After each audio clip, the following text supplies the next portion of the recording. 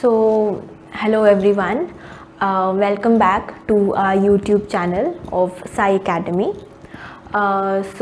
This class has been brought to you by Sai Academy, which is a part of Sai Uni India.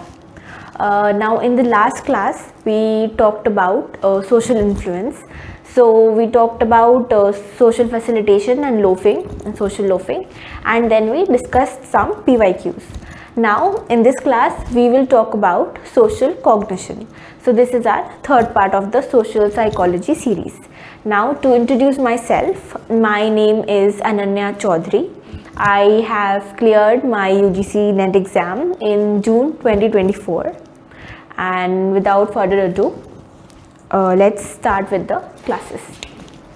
So today's topic is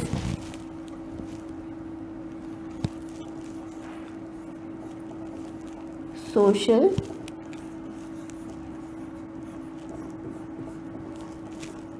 cognition. So in social cognition, the very first topic that we're going to study today would be attitude formation and attitude change. So under attitude formation, one theory that we studied earlier in the first class, that is the elaboration likelihood model, which we studied under persuasion. So that would come under this basically. All right. So we'll study about attitude basically.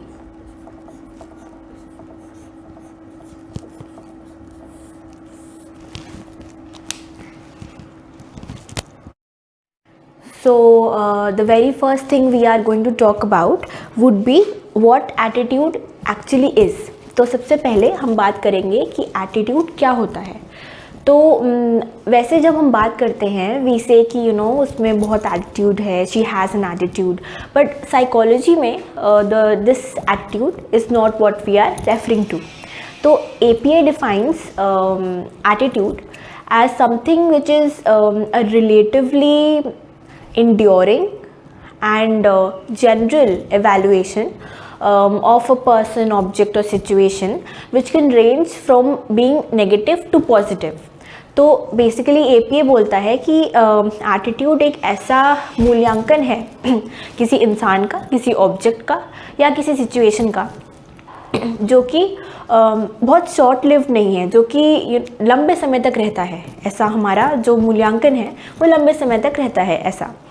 तो जिसको हम और अच्छे समझेंगे अभी आगे. तो ये हमारा हो गया एटीट्यूड.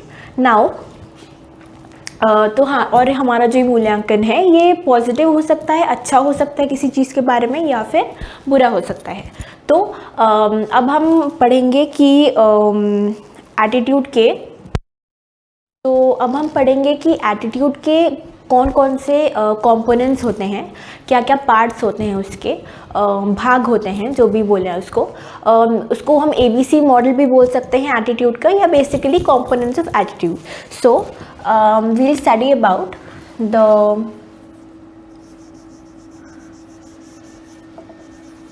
Components of attitude. तो सबसे पहले हमारा आता है अफेक्टिव कंपोनेंट. तो उसको हम यहाँ पे लिख देंगे.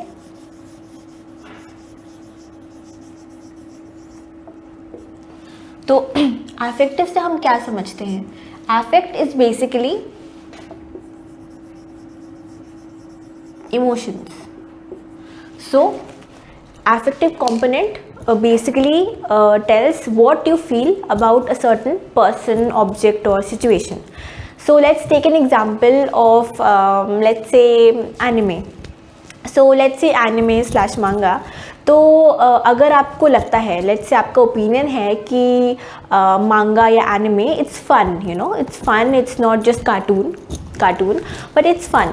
तो ये आपका ओपिनियन हो गया. तो you feel like it's fun, तो that is the affective component. Now the second one would B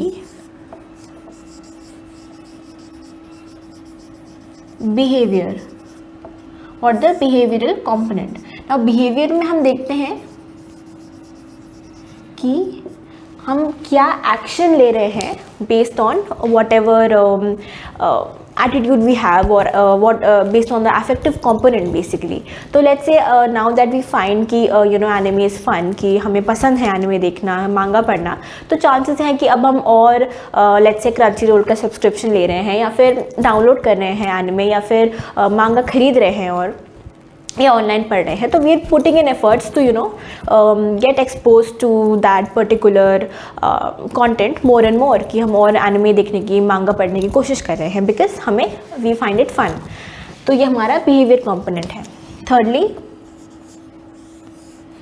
हमारा आता है कॉग्निटिव कंपोनेंट. इसमें हम बेसिकली देखते हैं कि what do we think about a certain object or person, या फिर हमारे क्या beliefs हैं उसको लेके. तो जैसे कि हमने अभी एनिमे की बात की, तो लेट्स से क्योंकि हमें because we find it fun, हमें अच्छा लगता है, मज़ा आता है देखने में और हम उसको और पढ़ते हैं, देखते हैं, तो फिर हमें हमारा ये मानना है, ये हमारा बिलीफ है कि एनिमे बाकी सारे जो कंटेंट और टाइप के हैं उनसे ऊपर है, सुपीरियर है. लेट्स से के ड्रामा हो गया या और भी जो इन जनरल अमेरिकन मूवीज़ हो गए, सबसे सुपीरियर है, ऐसा हमारा लेट्स से बिलीफ है. तो वो हमारा हो जाएगा cognitive component. So these are the 3 components of attitude. Now we'll talk about कि जो एटीट्यूड हमारा है किसी as I said person, object या सिचुएशन के बारे में, तो वो कैसे फॉर्म हो सकता है. तो नाउ वील टॉक अबाउट, मैं यहीं पे लिख दे रही हूँ, एटीट्यूड फॉर्मेशन. तो किन किन तरीक़ों से हमारा एटीट्यूड फॉर्म हो सकता है. So the very first point could be through direct contact.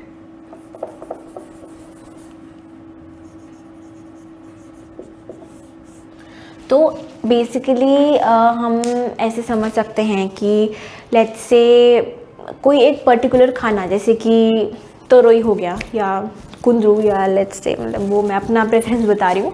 तो लेट्स से कोई भी एक सब्ज़ी हो गई जो आपको नहीं पसंद है, तो वो आप क्यों नहीं पसंद आई होगी, मोस्ट प्रॉबेबली आपने जब उसको सबसे पहली बार खाया होगा, आपका उतना अच्छा एक्सपीरियंस नहीं रहा होगा, आपको नहीं अच्छा लगा हो basically. So you had that vegetable and you did not like it, whatever it is, and then you formed an attitude towards it. फिर आपको लगा कि नहीं, मुझे नहीं अच्छा लगता, तो डायरेक्ट कॉन्टैक्ट हुआ, आपने कंज्यूम किया and you did not like the vegetable and that is why आपका एटीट्यूड उसकी तरफ नेगेटिव बन गया, लेट्स से. ठीक है, तो ये हो गया डायरेक्ट कॉन्टैक्ट. फिर हमारा आता है डायरेक्ट इंस्ट्रक्शन. इसमें हम क्या देखते हैं कि जैसे हमारा कोई एल्डर हो गया, कोई अथॉरिटेटिव फिगर हो गया, तो उन्होंने हमें कहा कि this thing is not right. जैसे कि हम स्मोकिंग का अगर एग्जाम्पल लें, तो उसमें लेट्स से कि हमारे पेरेंट्स बचपन से बोलते आ रहे हैं कि you should not smoke, it's not right. तो हमारा फिर वो एटीट्यूड बन जाता है, हमारा बिलीव बन जाता है कि smoking is not right, it's not fair, it's wrong, तो you should not do it, कि नहीं करना चाहिए, गलत बात है. तो क्योंकि हमें किसी ने इंस्ट्रक्ट किया, हमें बताया कि ये गलत है, तो हमने वो मान लिया, तो that is one way. Okay. Thirdly हम देखते हैं जब हमारा इंटरैक्शन होता है किसी से, इंटरैक्शन विथ, हम अदर्स लिख देते हैं, तब भी हमारा जो एटीट्यूड है वो फॉर्म हो सकता है. जैसे कि अगर हम अपने स्मोकिंग के एग्जाम्पल पे चले जाएं, तो पहले हमारे इंस्ट्रक्शन जो हमने बोला कि डायरेक्ट इंस्ट्रक्शन के अकॉर्डिंग, तो हमारे पेरेंट्स ने बोला था कि वो गलत है, तो हम नहीं करते, हमारा ओपिनियन बनता है कि वो गलत है.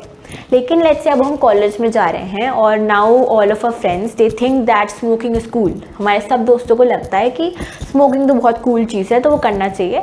तो फिर उनकी बातें सुन के, उनके साथ रह के भी हमारी एटीट्यूड बन जाता है कि if they think it's cool, even we start thinking that smoking is cool.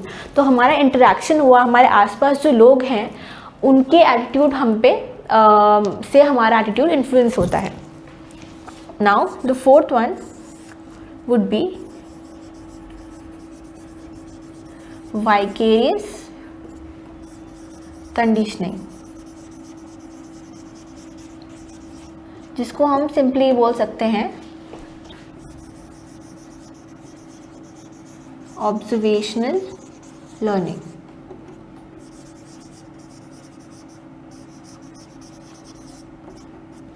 तो इसमें एज द नेम सजेस्ट हम बेसिकली किसी को ऑब्जर्व करते हैं. इसमें ज़रूरी नहीं है कि कोई हमारे आसपास ही है, हमारे आसपास लोग कुछ सोचते हैं इसीलिए, बट बेसिकली जैसे लेट्स से कि हमने सीरीज़ में बहुत सारी ऐसी मूवीज़ देख ली जिसमें लोग स्मोक करते थे, तो अब हमने इतना ज़्यादा उसको देख लिया है कि हमें लगता है वी नॉर्मलाइज इट, हमें लगता है बहुत कॉमन चीज़ है.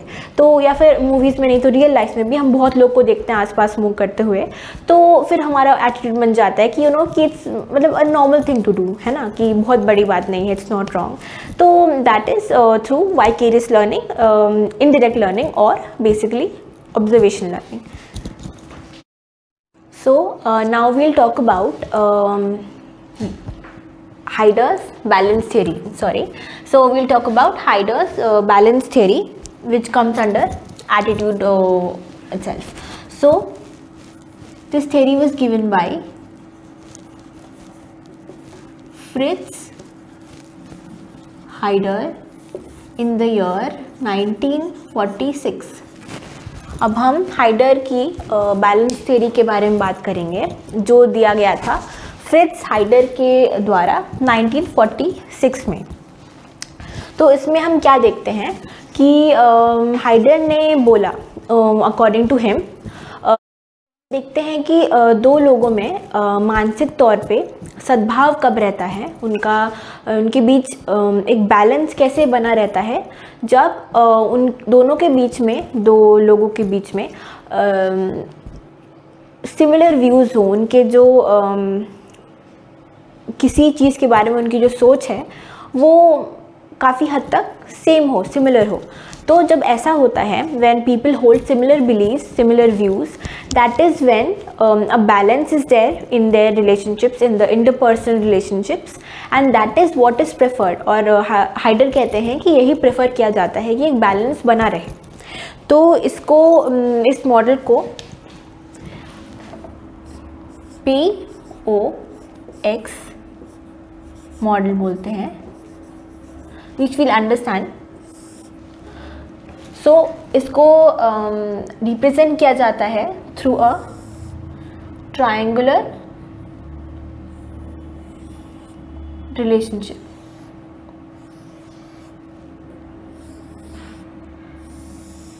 इसमें हम क्या देखते हैं, इसमें हमारे 3 एलिमेंट्स होते हैं.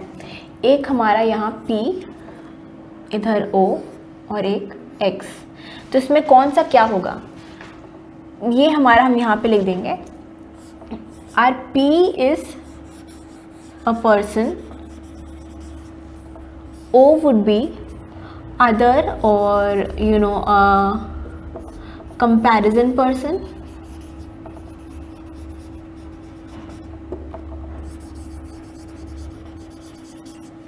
और हमारा जो X है वो एक कोई थर्ड एलिमेंट है, जो कि it can be an object, a person, an idea, anything. तो ये हमारा POX मॉडल है, जिसमें these are what these stand for. तो इसमें हम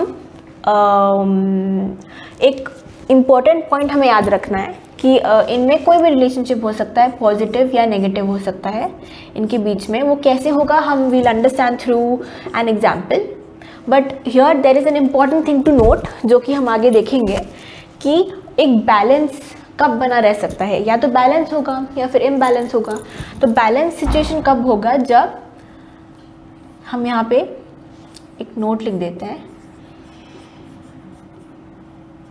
बैलेंस सिचुएशन कब होगा, जब जो नेगेटिव्स है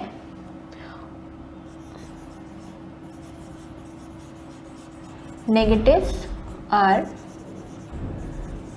either 0 or even in number. तो ऐसे केस में there will be a balance. तो ये एक इम्पॉर्टेंट पॉइंट है जो हम आगे जाके देखेंगे।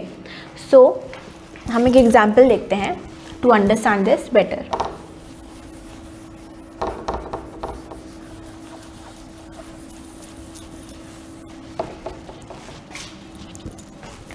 तो लेट्स से कि जो हमारा P है, let's say this is a person named Priya. जो हमारा O है, this is another let's say a friend of Priya and her name is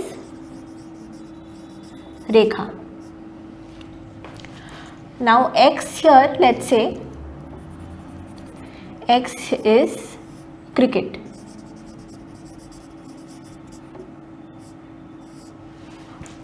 So we have Priya, her friend Rekha, and there is an object. Right, yeah, so there is cricket basically. All right, so now we see, now I'll give a situation and you have to guess, which is it a balanced situation or is it an imbalanced situation. So since we said that Priya and Rekha are friends, so let's assume that they're friends and they like each other. So there is a positive relationship between Priya and Rekha. Now when it comes to cricket, so let's say in the first case, Priya is someone who loves cricket, loves to watch cricket, play cricket, but Rekha is someone, let's say Rekha also likes cricket. So what kind of situation would you think this would be, given our the thing that we noted here? So we see our negatives are 0. So is it a balanced situation? Yes, because there is a positive relationship between everybody. There are no negatives. So this is a balanced situation. Now if we say that Priya likes Rekha, Priya likes cricket, but Rekha does not like cricket. Rekha को cricket नहीं पसंद है, तो यहाँ एक negative relationship आ गया, which is यहाँ पर सिर्फ एक नेगेटिव है. सो हमने बोला था या तो 0 हो या फिर नेगेटिव इवन हो, इवन यानी कि 2, बट हम क्या देख रहे हैं यहाँ पे एक ही नेगेटिव है, तो ये हमारा हो गया situation of imbalance. Now let's say कि Priya and Rekha, they are friends, they like each other, there is a positive relationship, but ना प्रिया को क्रिकेट पसंद है ना रेखा को. तो यहाँ पे हम देखते हैं कि 2 नेगेटिव्स है, 2 विच इज़ इवन, तो हम यहाँ देखेंगे it is a situation of balance. यहाँ पे Priya and Rekha they like each other but neither of them likes cricket, so ये हमारा हो गया एक balance relationship. So and Fritz Heider believe कि एक balance relationship is usually preferred over an imbalanced one. So now we will talk about cognitive dissonance. तो अब हम cognitive dissonance का जो टॉपिक है उस पर बात करेंगे. ये सब एटीट्यूड चेंज फॉर्मेशन इसके अंडर ही आता है. So we'll talk about cognitive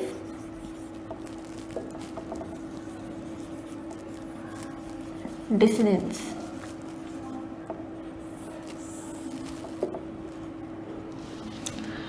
तो कॉग्निटिव डिसोनेंस जो है इसमें हम क्या देखते हैं कि there is a conflict between or inconsistency between your beliefs, your attitudes और योर एक्शंस, किन्हीं के भी बीच हो सकता है. So there is a conflict कि आपका मे बी आपका बिहेवियर अलग कुछ अलग जा रहा है और आपका बिलीव जो है, एटीट्यूड जो है वो कुछ अलग जा रहा है. So basically will understand this through a very small example. बहुत कॉमन एग्जांपल है इस टॉपिक में कि स्मोकिंग का हम ले लेते हैं example. For instance let's take smoking. So we see that smoking में हमारा हम स्मोक कर रहे हैं, ठीक है, तो हमारा एक्शन है that we are smoking, but हमारा जो बिलीफ है कि स्मोकिंग सही नहीं होता है हमारे हेल्थ के लिए. So we believe that smoking is not good for a health, it's injurious to our health, but any which ways we are smoking. So our behavior, our action is smoking, and our belief is that it's injurious to health. सो उसके बीच में एक conflict है हमारे belief और behaviour के बीच में, action के बीच में। तो जो कॉन्फ्लिक्ट है, इनकन्सिस्टेंसी है, दैट कॉजेस मेंटल डिस्कम्फर्ट, कि हमें नहीं लगता है कि हमें सही नहीं लगता कि ये कैसे हो सकता है कि हम मानते कुछ हैं पर हम कर कुछ रहे हैं, तो हम मेंटली बहुत स्ट्रेस में रहते हैं, डिस्कम्फर्ट में रहते हैं। सो that is basically cognitive dissonance. Now this concept was basically who helped us understand would be Leon Festinger. So Leon Festinger conducted an experiment in the year 1959. So what did he do in his experiment? So basically उन्होंने, Leon Festinger ने एक बहुत ही boring सा task दिया participants को, ठीक है, एक बहुत ही बोरिंग सा टीडियस सा टास्क दिया। So a very boring slash tedious, right, tedious task was given to the participants and they were asked to जब टास्क ख़त्म हो जा रहा था तब they were asked to go out and tell other participants which were actually confederates, but other participants को इनको जाके बोलना था कि टास्क बहुत इंटरेस्टिंग था, ठीक है। तो ये उनको झूठ बोलना था पार्टिसिपेंट्स को जाके कि टास्क बहुत इंटरेस्टिंग था। So they had to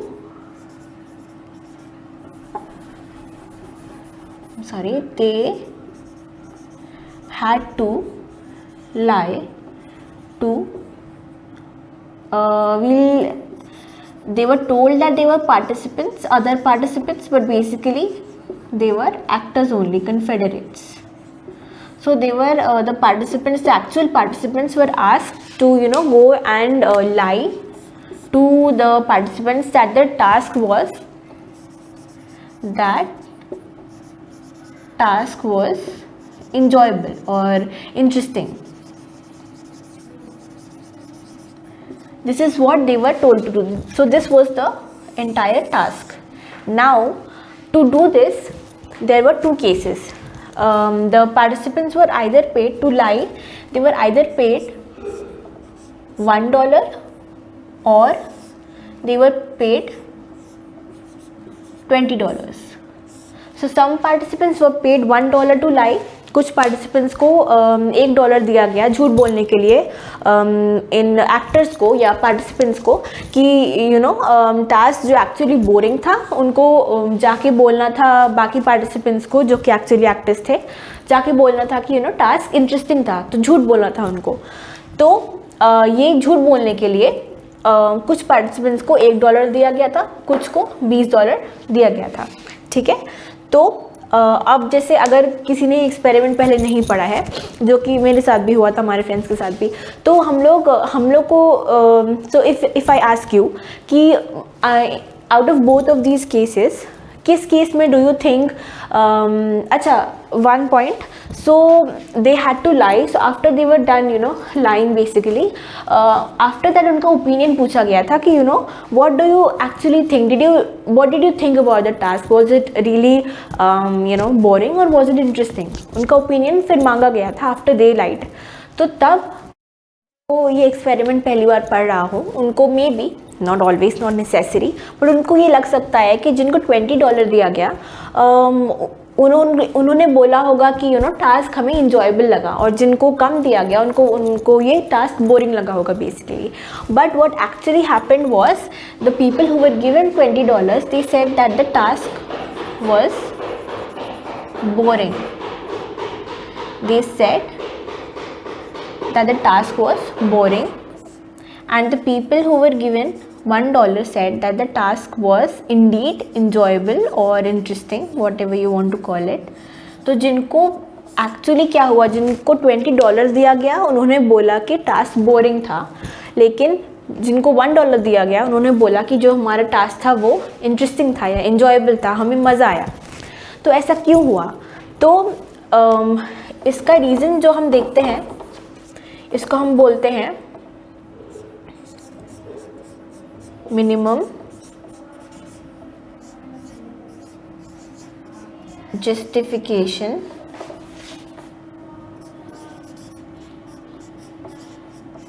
principle।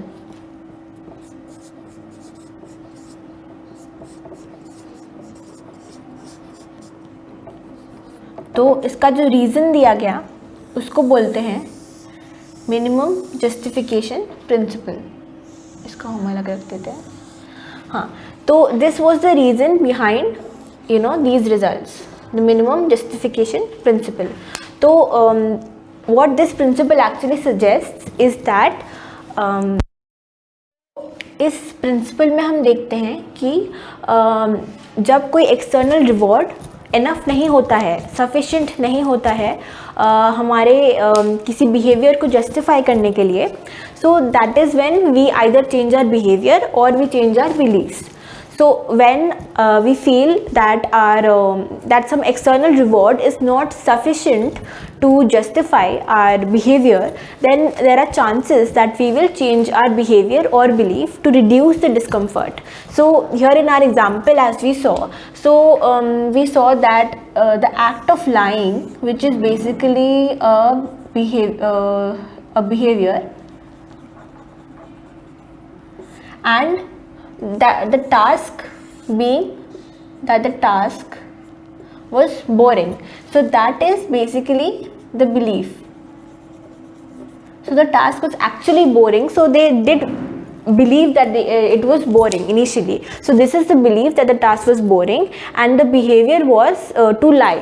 तो जो बिलीफ, तो इस टास्क में हम क्या देखते हैं इस एग्जाम्पल में, इस एक्सपेरिमेंट में, कि जो बिलीफ था, सबका मानना था कि जो टास्क था वो एक्चुअली बोरिंग था और एक्शन क्या था, लाई करना। जो हमारा जो बिहेवियर है वो था लाई करना पार्टिसिपेंट्स को कि टास्क बोरिंग नहीं था, इंटरेस्टिंग था।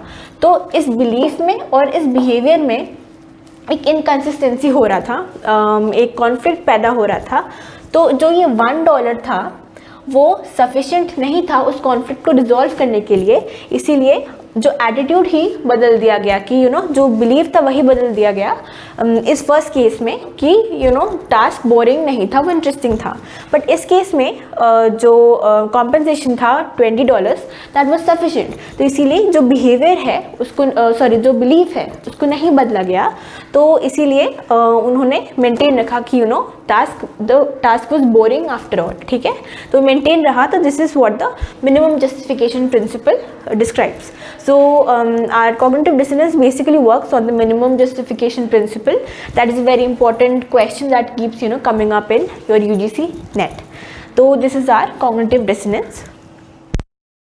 So now we'll talk about, now that we have discussed कि cognitive dissonance होता क्या है, एक्सपेरिमेंट के थ्रू हमने समझ लिया।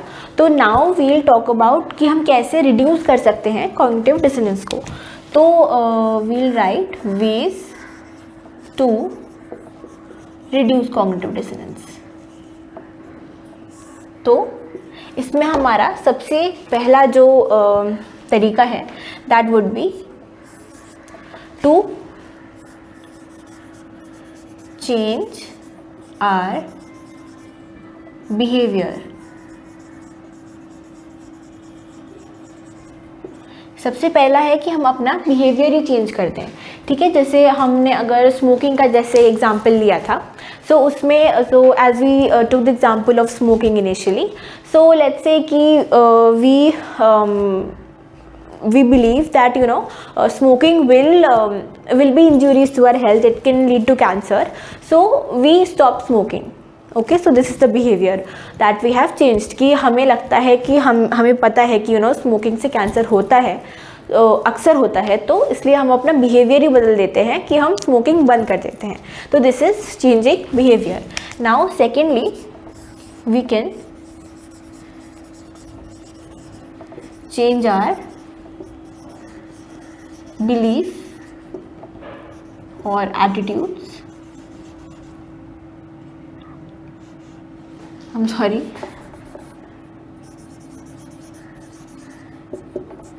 we can also change our beliefs or attitudes। For instance, इस स्मोकिंग के एग्जाम्पल में इफ यू सी, तो हम अब ऐसा मान सकते हैं कि जो रिसर्च है स्मोकिंग पे दैट इज़ नॉट कंक्लूसिव कि कोई बहुत फिक्स्ड सा बहुत डेफिनेट सा कांस्टेंट सा कुछ कंक्लूजन नहीं निकल के आया है रिसर्च में। तो हम ये मान सकते हैं कि कुछ कंक्लूसिव कुछ निकला नहीं है रिसर्च में कि स्मोकिंग से कैंसर होगा ही।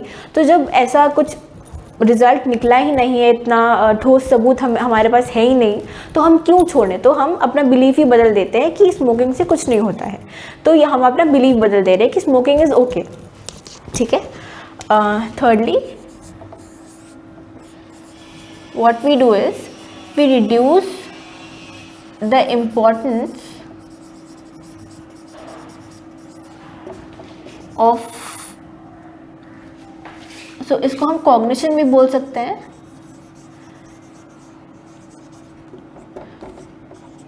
तो हम यहाँ लिखेंगे to reduce the importance of cognitions, which is basically our beliefs और attitudes only। तो इसमें हम क्या करते हैं, हम ऐसा एटीट्यूड एक बना लेते हैं कि लॉन्ग टर्म के लिए सोच के क्या होगा, अभी जो करना है अभी करना है, अभी जीना है।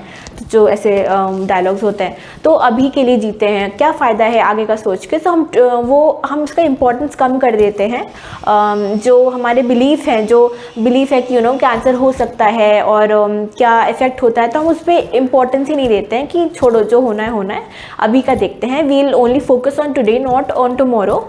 सो we do not pay a lot of importance on the consequences or anything. We say we'll keep doing whatever it is because it does not matter. So हम इम्पोर्टेंस ही कम कर देते हैं अपने उस बिलीफ का, एटीट्यूड का। इस केस में जैसे स्मोकिंग के टुवर्ड्स हम कर देते हैं कि it's not important, we have to live in the moment, आगे क्या होगा we'll see later on. So these are the 3 ways that you can reduce cognitive dissonance। Important छोटा सा हम चीज़ डिस्कस करेंगे। अगर हम देखते हैं, हमने अभी बैलेंस थ्योरी पढ़ा, फिर हमने कॉग्निटिव डिसोनेंस पढ़ा, तो दोनों ही एटीट्यूड चेंज के अंडर आते हैं, एटीट्यूड फॉर्मेशन के अंदर। तो हम अगर देखेंगे दोनों में डिफरेंस क्या है, balance theory versus cognitive dissonance. तो अगर हम इन दोनों के बीच का डिफरेंस देखते हैं, तो बैलेंस थ्योरी में बेसिकली वी सी, थ्योरी में हम देखते हैं कि हम बेसिकली फोकस करते हैं between rather on triadic relationships और rather triadic interpersonal relationships.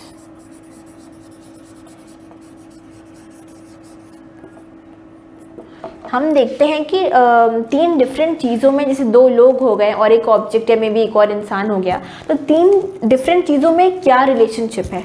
Versus अगर हम देखें कॉग्निटिव डिसोनेंस में, इसमें हम देखते हैं हम पढ़ते हैं inconsistency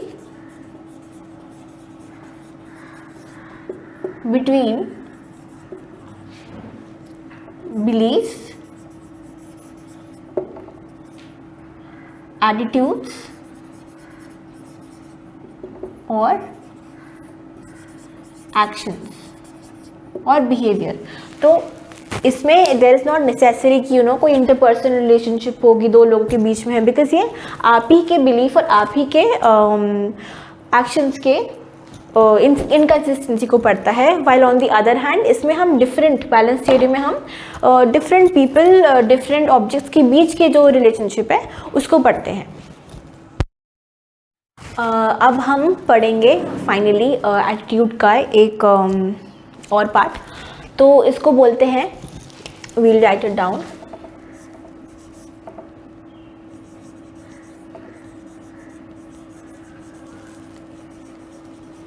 the mere exposure effect.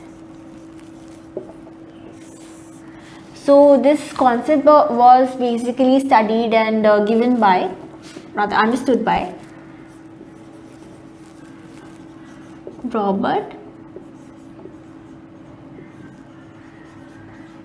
Jonc. It's Jonc, I hope it's visible. So इस में मियर एक्सपोजर इफेक्ट में हम क्या देखते हैं, हम देखते हैं कि जब किसी चीज़ पे हम बहुत ज़्यादा एक्सपोज होते हैं, बार बार हमारा उससे सामना होता है, when we are at regular intervals or very frequently exposed to something, there are high chances that we will like it. कि बार बार हम हमें जो चीज़ दिखती है, एक्सपोज होते हैं हम लोग जिस चीज़ से, तो चांसेस हैं कि हम उस चीज़ को प्रेफर करने लगें, लाइक करने लगें। तो जैसे फॉर एग्ज़ाम्पल अगर हम एडवर्टाइजमेंट्स का एग्जांपल लें, तो जो एडवर्टाइजमेंट बार बार हम देखते हैं, जो कि आजकल टीवी पे, और टीवी कौन ही देखता है, बट अगर किसी के पास DTH वगैरह है, तो अगर कोई वो देखता है तो उसमें बार बार एडवर्टीज़मेंट्स आते हैं। तो उसमें बार बार जब कोई एडवर्टीज़मेंट दिखता है, और उसका पर्पस ये होता है यूजुअली कि फिर यू स्टार्ट प्रेफरिंग कि हाँ इतनी बार देखा है तो मे बी प्रोडक्ट अच्छा हो, एटलीस्ट आपके बैक ऑफ द माइंड में वो चलता है, and then you most probably end up buying it. तो एडवर्टाइजमेंट्स और आजकल फ़ोन में भी हर जगह आते रहते हैं, तो वो फिर हम we start preferring it because बार बार हमारा एक्सपोजर हुआ उससे। एक और एग्जांपल है कि रिलेशनशिप्स में भी जैसे बार बार आप किसी इंसान से मिलते हो, उसको वो जानने लगते हो, तो देयर आर चांसेस कि you will start liking them. तो these are some examples of the mere exposure effect. So now that we are done with attitude, now we'll study attribution. तो attitude अब हमारा हो गया है, तो अब हम पढ़ेंगे attribution के बारे में।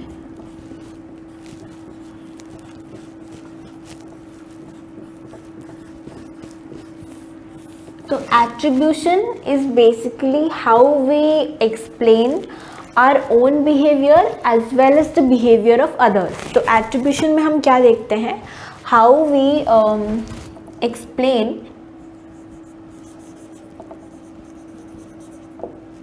our as well as others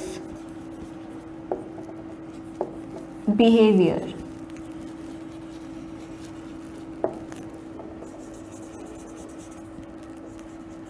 तो ये चीज़ हम देखते हैं हमारे एट्रीब्यूशन में कि किस तरीके से हम अपने और दूसरों के बिहेवियर को एक्सप्लेन कर रहे हैं। तो इसके दो टाइप होते हैं एट्रीब्यूशन के बेसिकली, अगर हम देखें तो, अगर हम टाइप्स देखें एट्रीब्यूशन के, तो the first would be situational.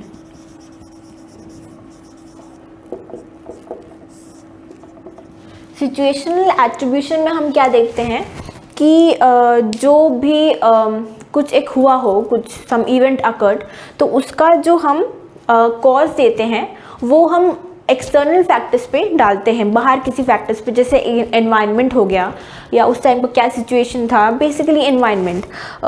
अगर हम एग्जांपल देखें तो बाहर के किसी फैक्टर की वजह से कि हम कुछ कर नहीं पाए, हम अनसक्सेसफुल हो गए किसी चीज़ में, तो वो क्योंकि मे बी हम टाइम पे पहुंच नहीं पाए बिकॉज ट्रैफिक था। Okay, so that would be external. तो इसमें हम we talk about external factors to explain the event, the cause of the event. और दूसरा हमारा होता है डिस्पोजिशन। इसमें the cause is its internal. तो जैसे हम बोलते हैं कि हम लेट हो गए बिकॉज मैं टाइम पे तैयार नहीं हो पाई और इसलिए मैं देर से उठी, तो इसलिए हम अपने बिहेवियर को, लेट होने के बिहेवियर को एक्सप्लेन कर रहे हैं अपने इंटरनल किसी फैक्टर के थ्रू। तो these are the types. So now we'll talk about some attributional biases.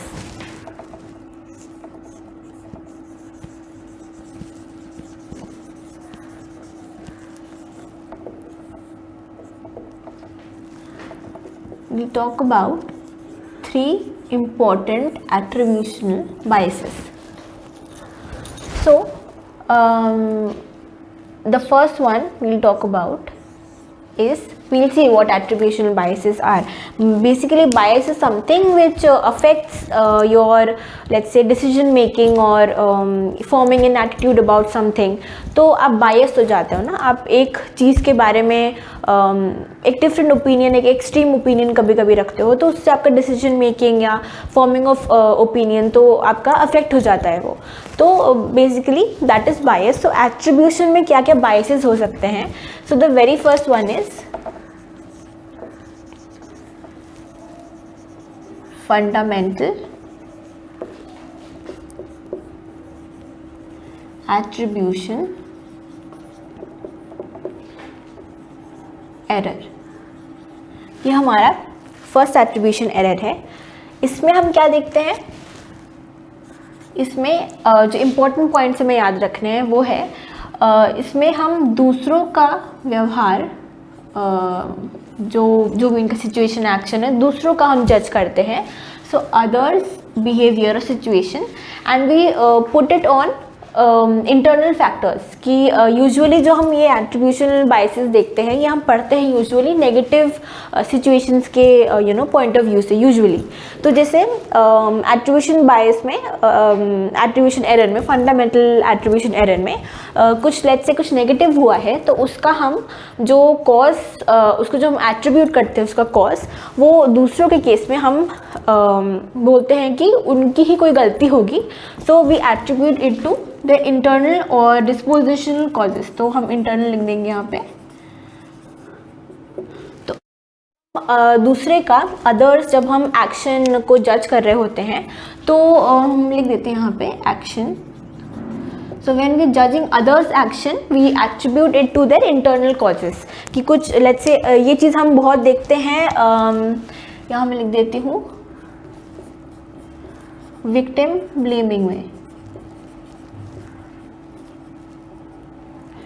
Victim blaming में हम देखते हैं कि किसी के साथ कुछ जब बुरा होता है तो हम उसका जो ब्लेम है यूजुअली उस पर डाल देते हैं कि मे बी उसने कुछ सही से नहीं किया होगा, इसीलिए उसके साथ इतना बुरा हुआ. So that is which is not right according to me of course. But so this is our fundamental attribution error, जिसमें हम दूसरों के एक्शन को इंटरनल एट्रीब्यूशन दे देते हैं. Now a second one would B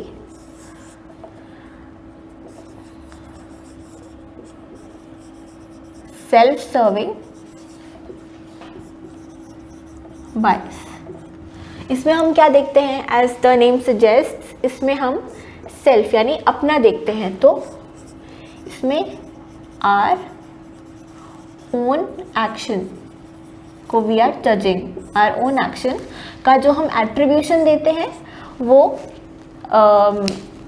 depend करता है कि जैसे अगर कुछ पॉजिटिव हुआ, if it's something positive, something good, then we attribute it to our internal causes, and if it's negative then we attribute it to external causes.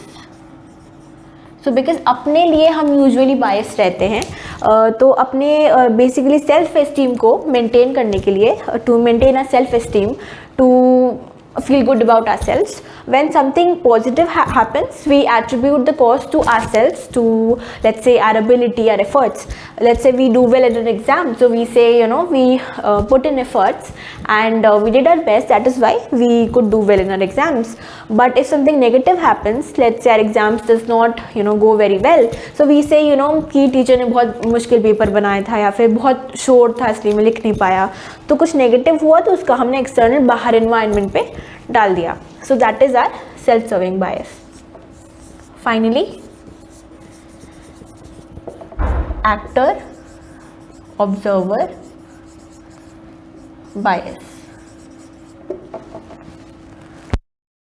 Now इसमें हम देखते हैं कि ऐसे समझें अगर कि हमारी स्टोरी में यूजुअली हम ही एक्सप्लेन कर रहे हैं ना हमारे पॉइंट ऑफ व्यू से, तो हमारी स्टोरी में usually it's us the actors, हम ही एक्टर हैं.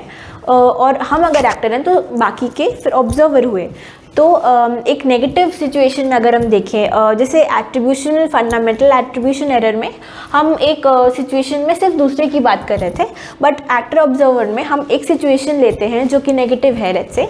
तो उसमें हम देखते हैं कि जो नेगेटिव सिचुएशन है, कुछ बुरा हुआ लेट्स से, ठीक है, लेट्स से लेट हो जाना बेसिकली, ठीक है, तो या फिर हाँ लेट हो जाना, तो उसमें हम देखते हैं कि जब हम अपनी बात करते हैं कि हम लेट हो गए, तो हम बोलते हैं कि बाहर की बहुत ट्रैफिक था इसीलिए मैं लेट हो गया, फिर और भी कुछ बाहर कुछ मेरे दोस्त ने कॉल कर दिया या कुछ हो गया, तो इसीलिए मैं लेट हो गया, वरना मैं नहीं होता। तो our action we attribute it to external forces, external factors. Now when it's others actions,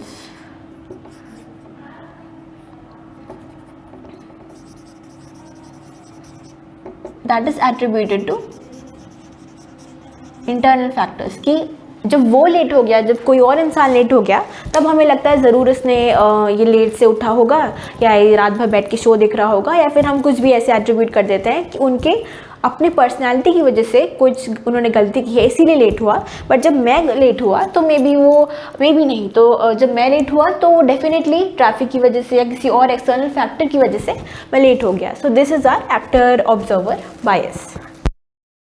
So now we will talk about Kelly's covariation model. So this model was given by Harold Kelly. So we'll study Kelly's covariation model or theory.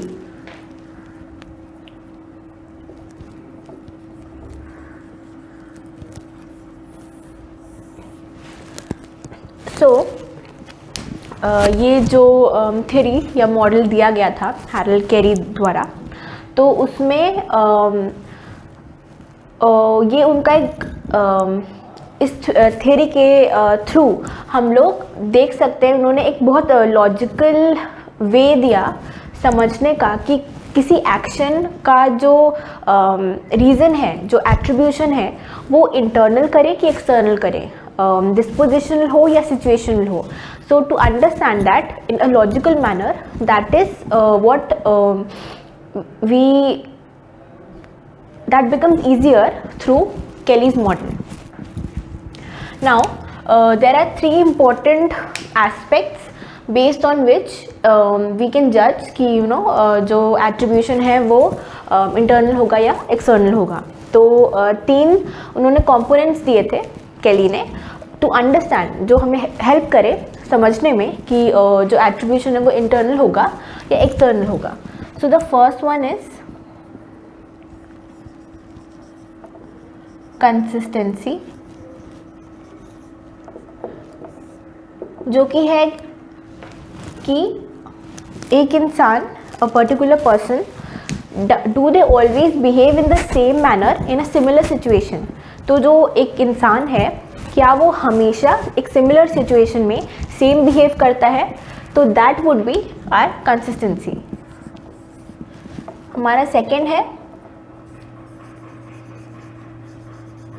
Consensus, जिसमें हम देखते हैं कि do other people also behave in the same manner in a similar situation, कि किसी एक जो कि हम समझेंगे सॉरी आगे के एग्जाम्पल के थ्रू, तो क्या बाकी लोग भी एक जो सिमिलर सिचुएशन है उसमें सेम बिहेव कर रहे हैं एज दिस पर्सन. तो ये हम देखते हैं कंसेंसस में. और थर्डली हम पढ़ते हैं डिस्टिंक्टिवनेस, जिसमें कि हम देखते हैं, तो जैसे हमने कंसिस्टेंसी में क्या देखा कि जो इंडिविजुअल है हमारा, क्या वो सिमिलर नहीं, I said similarly, I am sorry, तो क्या वो जो सेम एक सिचुएशन है, क्या वो हमेशा उसमें सेम ही बिहेवियर दिखा रहा है कि नहीं, ऑलवेज सेम बिहेव कर रहा है कि नहीं. बट डिस्टिंक्टिवनेस में हम देखते हैं कि क्या जो हमारे इंडिविजुअल है वो एक सिमिलर सिचुएशन में भी क्या वैसा ही बिहेवियर दिखा रहा है, या थोड़ा या उस सिमिलर सिचुएशन में एक डिफरेंट बिहेवियर दिखा रहा है. Now it might sound confusing, I understand.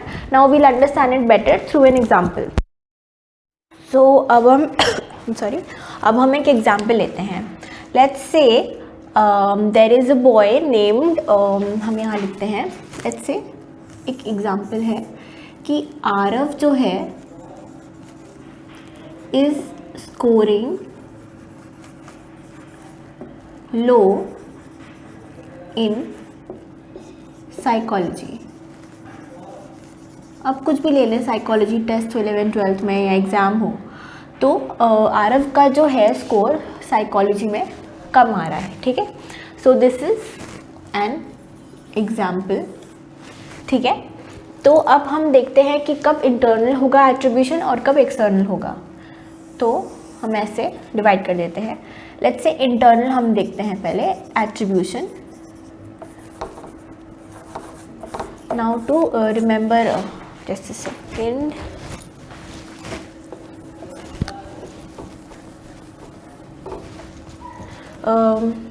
Internal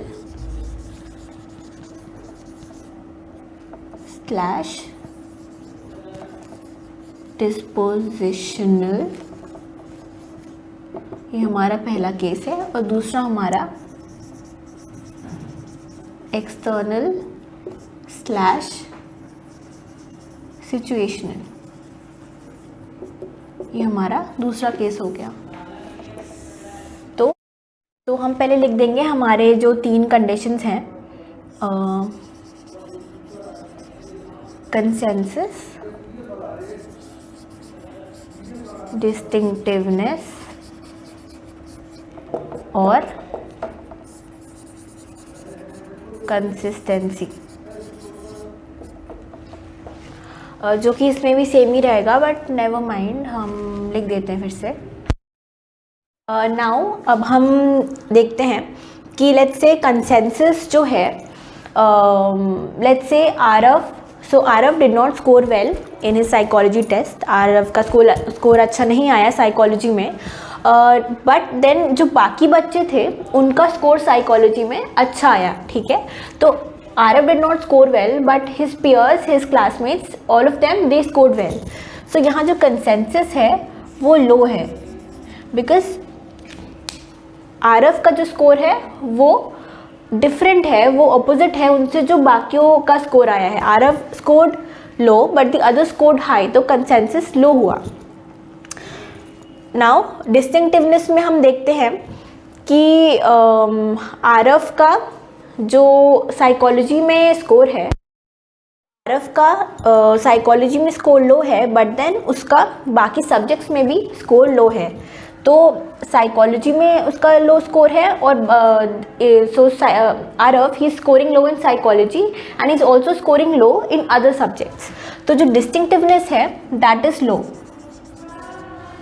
क्योंकि ये डिस्टिंक्ट नहीं है, कुछ अलग नहीं है, तो उसका साइकोलॉजी में भी कम आ रहा है and he scoring low in other subjects also, so it's not distinct, so that is there. And consistency में हाई होगा, बिकॉज अगर एक कंसिस्टेंट बिहेवियर नहीं हुआ, so we can not draw an inference.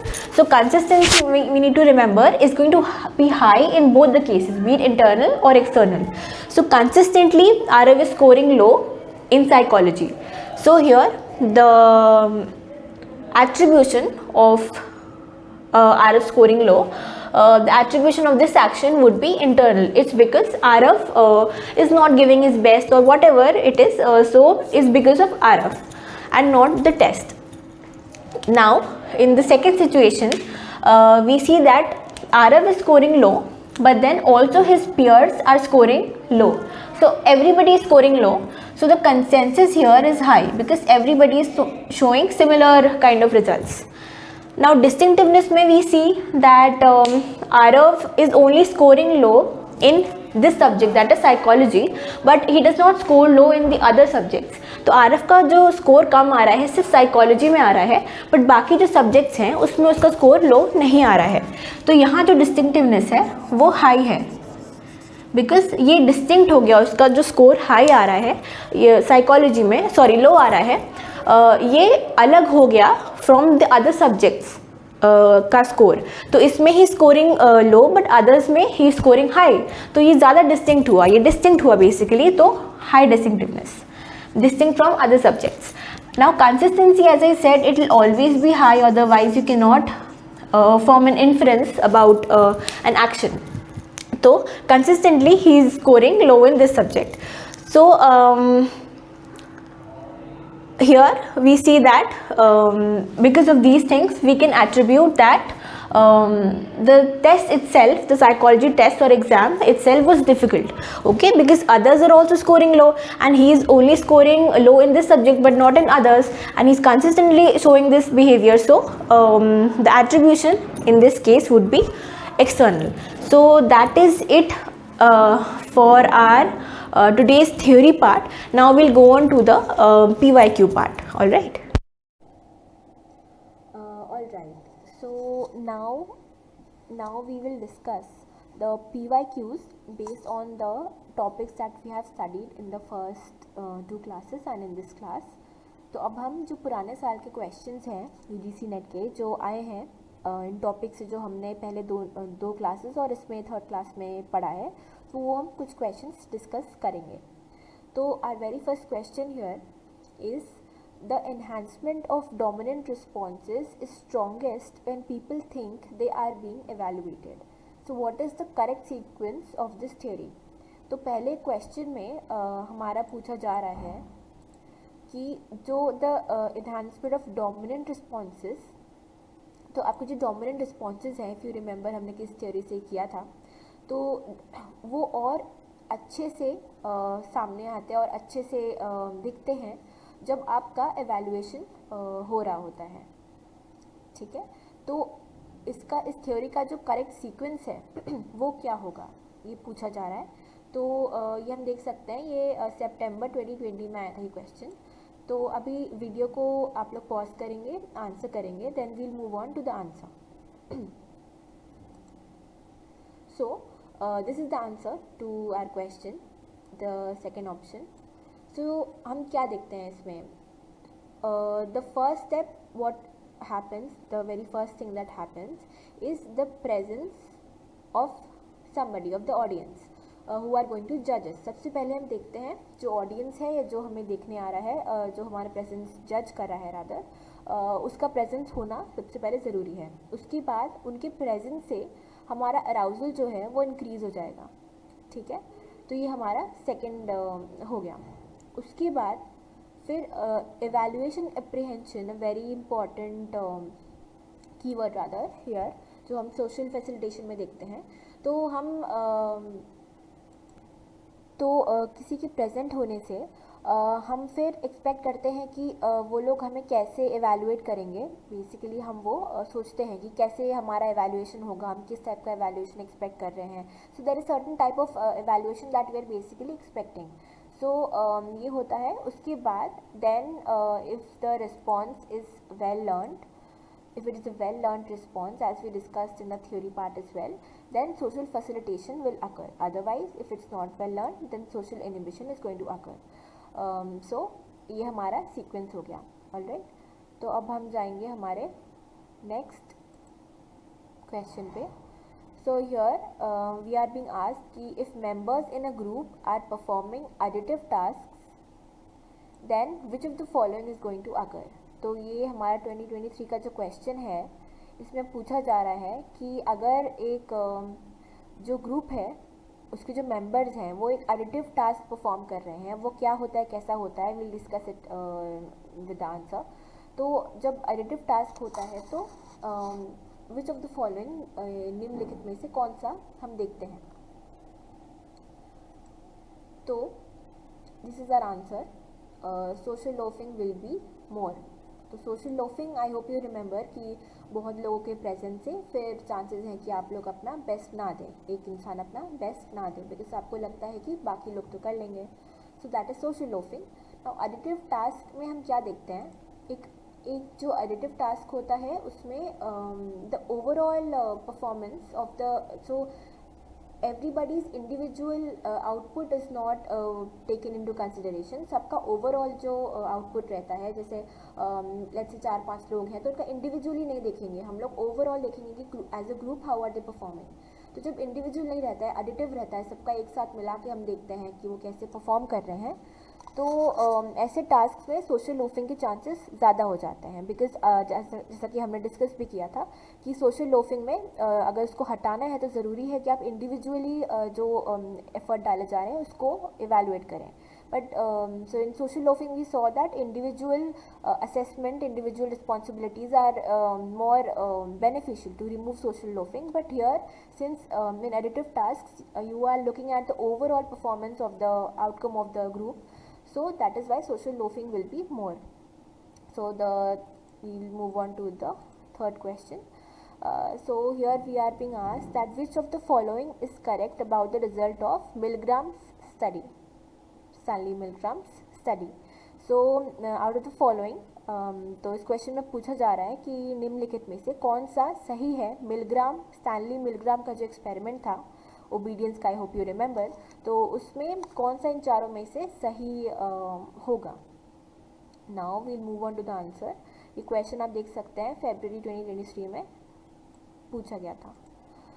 तो इसका आंसर हमारा सेकेंड ऑप्शन हो जाएगा, जिसमें हम देखते हैं कि हमने देखा था कि many people will obey an authority figure even if innocent people are getting hurt, जिसमें सबसे इम्पॉर्टेंट है ओबे authority figure.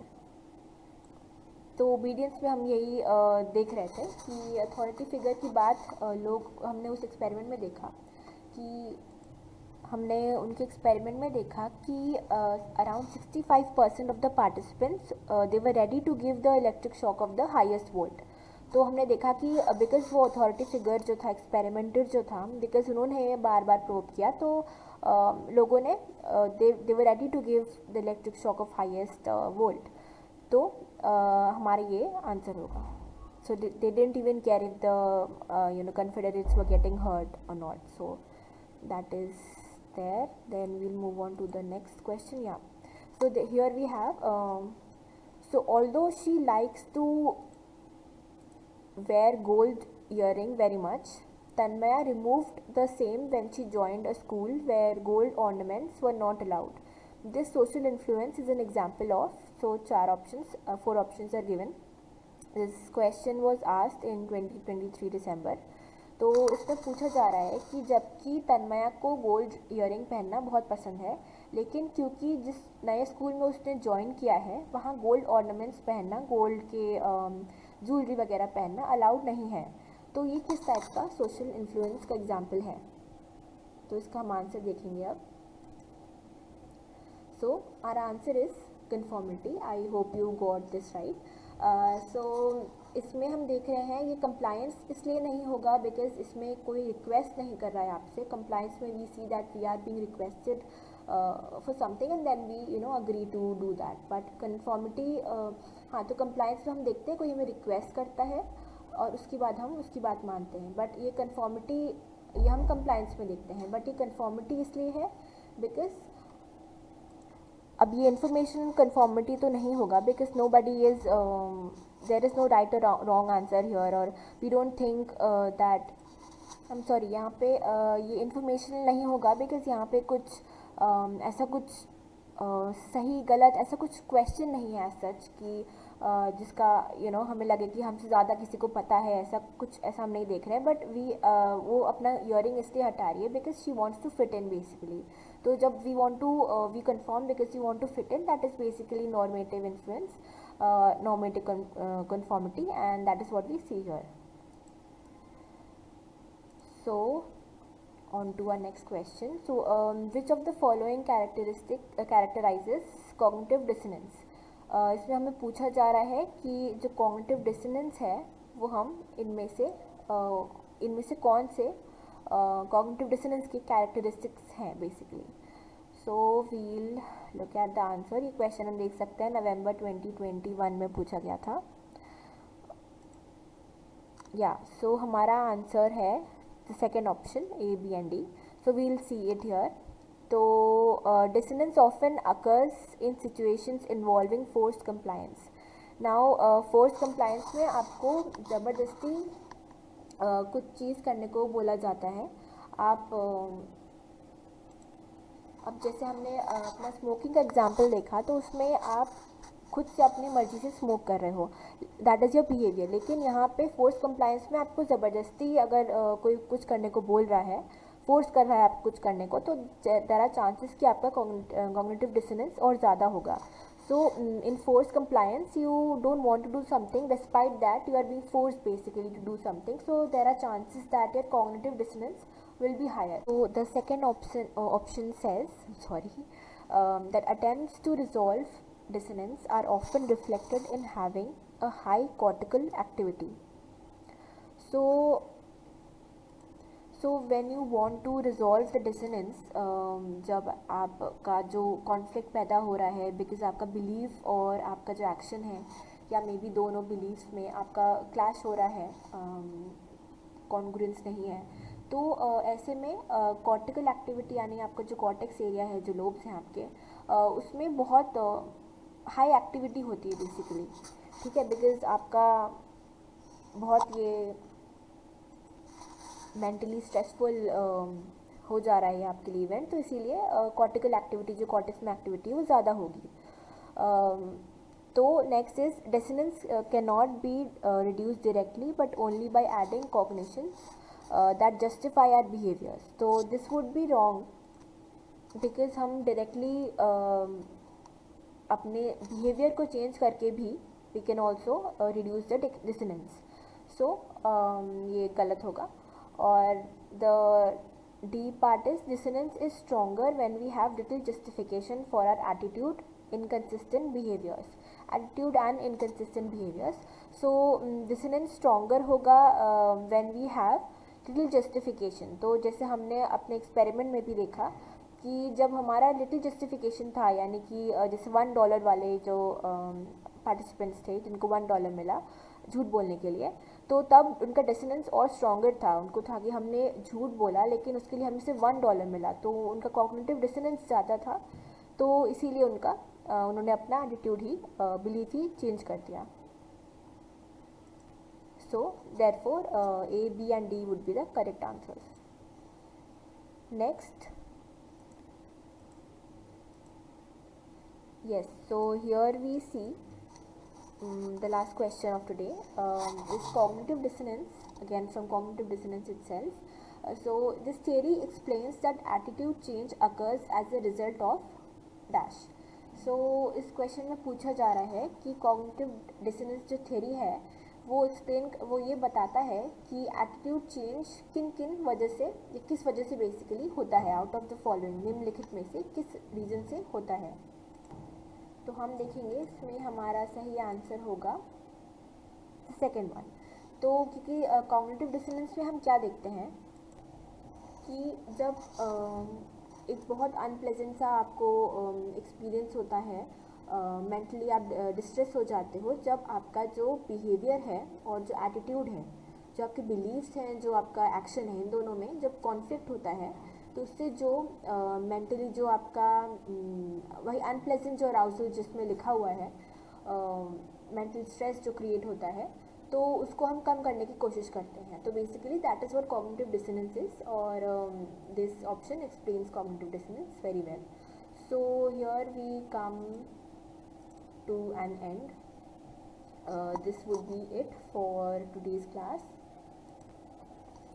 This class will this series actually of social psychology का जो ये series है पूरा, ये कंटिन्यू होगा जब तक हम पूरे जितने भी important topics हैं उनको कवर ना कर लें। So stay tuned for that. अगले वीडियो के लिए please stay tuned and thank you so much for watching the video, for learning with me. इस वीडियो के साथ, इस क्लास के साथ जुड़े रहने के लिए thank you so much. Please do like, share and subscribe. इस वीडियो को लाइक, शेयर एंड सब्सक्राइब ज़रूर करें इस चैनल को। Thank you so much. Have a nice day.